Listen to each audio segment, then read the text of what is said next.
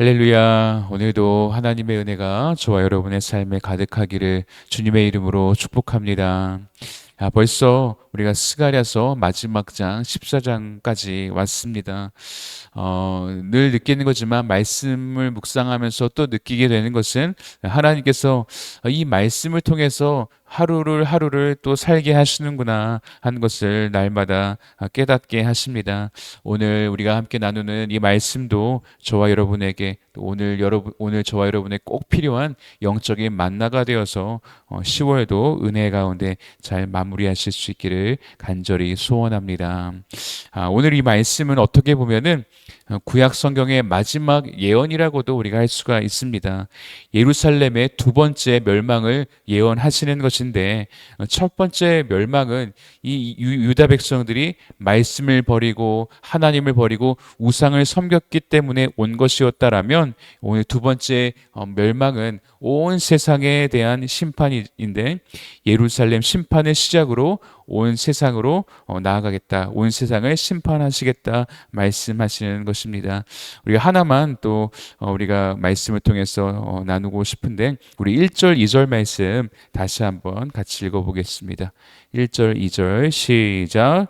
여호와의 날이 이르리라. 그 날에 내 재물이 약탈되어 내 가운데에서 나누이리라. 내가 이방 나라들을 모아 예루살렘과 싸우게 하리니 성읍이 함락되며 가옥이 약탈되며 부녀가 욕을 당하며 성읍 백성이 절반이나 사로잡혀 가려니와 남은 백성은 성읍에서 끊어지지 아니하리라. 아멘. 야, 이제 유다 백성들이 바벨론에서 돌아온 지 얼마 안 됐잖아요. 바벨론에서 돌아와서 이제 예루살렘 성전을 재건하고 있는데 이 유다 백성들에게 왜 하나님이 이런 끔찍한 예언의 말씀을 주시는 것일까요? 저 첫 번째 멸망 때에는 그냥 우리가 우상 숭배도 하고 악한 죄를 많이 저질렀기 때문에 마땅히 받아야 될 그런 심판이라고 생각할 수 있겠지만 그래도 지금은 이제 바벨론에서 돌아와서 나름대로 이제 하나님의 심판이 얼마나 무서운지를 뼈저리게 느꼈을 것이고 그렇기 때문에 지금 우상 숭배도 하지 않고 나름대로 열심히 하나님을 섬기고 있는데 그래서 여러 가지 율법도 만들어서 안식일도 잘 지키려고 하고 또 정결 예식도 지키고 금식도 하고 나름대로 굉장히 노력을 하면서 살고 있단 말이죠. 그런데 그럼에도 불구하고 하나님은 또다시 멸망할 것이다 라고 예언의 말씀을 주시는데 왜 그렇게 말씀하시는 것일까? 그 이유가 무엇이었을까요? 이 말씀을 들은 백성들은 굉장히 믿기 힘들었을 것입니다. 왜냐하면 자기들이 생각해도 우리의 삶이 굉장히 홀리하거든요. 굉장히 하나님 앞에서 온전해 보이거든요. 만약에 우리가 정말 주일도 잘 지키고 기도 생활, 말씀 생활을 잘 하고 있는데 이 말씀을 듣는다라고 한다면 어떤 생각이 들까? 그렇게 생각하면은 유다 백성들의 마음을 우리가 좀 이해할 것 같습니다. 그래서 거기엔 두 가지 반응이 있었을 것입니다. 첫 번째 반응은 설마 별일 있겠어? 이제 막 돌아와서 나름대로 성전 재건도 잘 되어가고 자리를 잘 잡아가고 있는데 설마 하나님께서 또 망하게 하시겠어? 또 이 예언의 말씀을 믿지 않는 사람들이 있었을 것입니다. 또 한 부류의 사람들은 이 말씀을 듣고서 하나님께서 왜 이런 말씀을 이 시기에 우리에게 주셨을까? 나름대로 우리가 잘 하고 있는 것 같은데 우리에게 또 뭔가 부족한 것이 있는가? 왜 이렇게 말씀을 하시는 것일까? 그 이유가 무엇일까? 그래서 삶을 돌아보고 깊이 또 생각해보는 그런 사람들이 또 있었을 것입니다. 저는 여러분이 삶을 돌아보고 깊이 생각하는 그런 사람들이 되었으면 좋겠습니다. 그래서 우리가 날마다 말씀을 묵상하는 것이 중요해요. 하나님의 음성에 귀 기울이는 것이 그래서 중요한 것입니다. 그래서 우리가 하나님의 뜻을 날마다 우리가 다시 한번 되새겨보고 우리의 삶을 계속해서 돌아보면서 우리 하나님께서 나에게 원하시는 것이 무엇인지 생각하는 것, 그것이 굉장히 우리가 신앙생활을 할 때에 중요하다라는 것입니다. 그래서 1절에 다시 보면은 뭐라고 이야기하냐면 첫 번째로 너의 재물이 약탈될 것이다 이렇게 이야기해요. 야, 이 재물이 약탈된다라고 하는 이 말씀을 들으면서 무엇을 생각해야 되냐 하면 이 재물을 의지하면 안 되겠구나.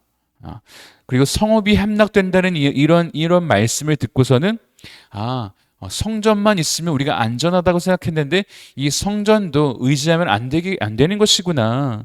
그리고 가옥과 부녀에 대한 이야기도 하죠.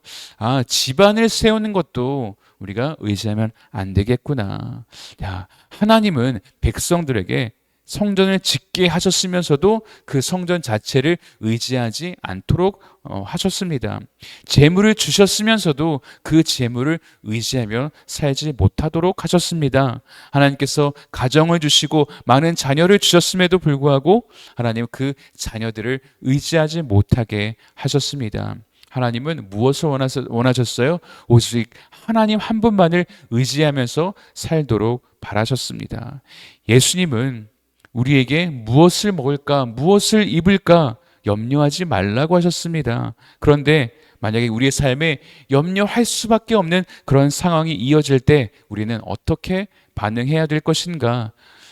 이렇게 이런 하나님, 내가 그렇게 11조도 열심히 하고 열심히 신앙생활 한다고 했는데 이렇게 나를 염려하는 상황 가운데 몰아넣으시다니 이런 하나님 난 안 믿을 거야.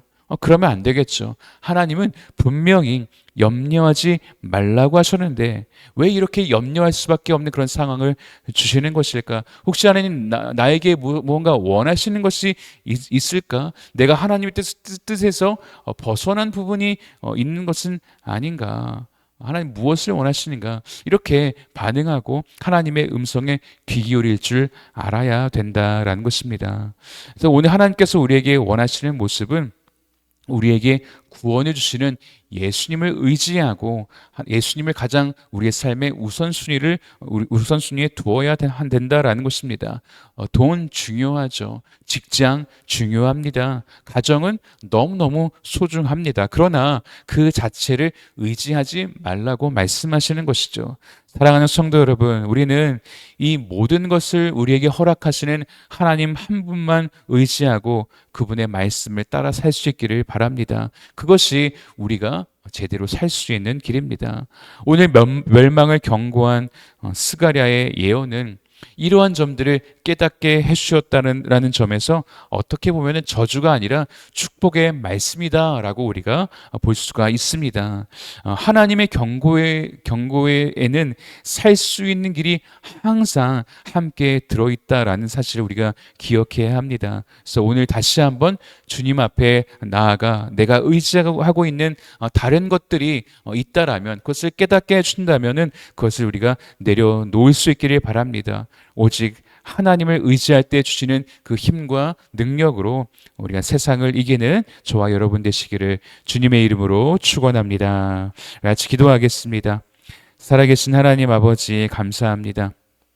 오늘 멸망에 대한 예언의 말씀이지만 하나님 아버지 그 안에는 또 하나님께서 그 멸망에서 살리시고자 하는 하나님의 그 뜻이 있음을 우리가 다시 한번 기억합니다. 하나님 우리를 책망하고 우리의 죄를 지적하고 하나님 우리에게 이런 무서운 말씀을 주실 때 우리는 하나님의 뜻을 깨닫고 하나님이 무엇을 원하시는지 우리의 삶을 돌아보고 하나님의 말씀에 귀 기울이는 자들 되게 하여 주시옵소서. 그래서 우리의 삶의 태도를 하나님이 기뻐하시는 대로 고쳐서 하나님이 기뻐하시는 그런 하나님의 사람들이 다 될 수 있도록 인도하여 주시옵소서. 오늘 하루를 살아갈 때에도 주님의 말씀대로 순종할 수 있기를 원합니다. 죄 짓는 자리에 있지 않게 해 주시옵시고 하나님과 동행하며 하나님이 주시는 그 은혜 가운데 거하는 우리 믿음의 사람들 다 될 수 있도록